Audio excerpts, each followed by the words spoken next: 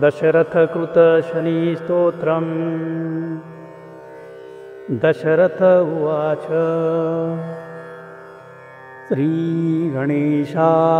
नमः। श्रीसरस्वत्यै नमः। ॐ शं शनैश्चराय नमः। नमः कृष्णाय नीलाय शीतिकण्ठनिभाय च। नमः कालाग्निरूपाय कृतान्ताय च वै नमः। नमो निर्मांसदेहाय दीर्घश्मश्रुजटाय च। नमो विशालनेत्राय शुष्कोदरं भयाकृते। नमः पुष्कलगात्राय स्थूलरोम्नेऽथ वै नमः। नमो दीर्घाय शुष्काय कालद्रंष्ट नमोऽस्तु ते। नमस्ते कोटराक्षाय दुर्निरीक्षाय वै नमः। नमो घोराय रौद्राय भीषणाय कपालिने।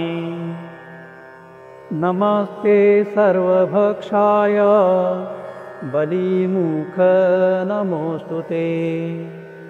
सूर्यपुत्र नमस्तेस्तु भास्करे भयदाय च। अधोदृष्टे नमस्तेस्तु संवर्तक नमोऽस्तु ते। नमो मन्दगते तुभ्यं निस्त्रिंशाय नमोऽस्तु ते। तपसा दग्धदेहाय नित्यं योगरताय च। नमो नित्यं क्षुधार्ताय अतृप्ताय च वै नमः। ज्ञानचक्षु नमस्तेस्तु कश्यपात्मजसूनवे। तुष्टो ददासि वैराज्यं हृष्टो हर्षीत तत्क्षणात्। देवासुरमनुष्याश्च सिद्धविद्याधरोरगः। त्वया विलोकिताः सर्वे नाशं यान्ति समूलतः। प्रसाद कुरु मे सौरे वारदो भव भास्करे। एवं स्तुतस्तदा सौरी ग्रहराजो महाबलः। नीलाञ्जनसमाभासं रविपुत्रं यमाग्रजम्। छायामार्तण्डसम्भूतं तं नमामि शनैश्चरम्।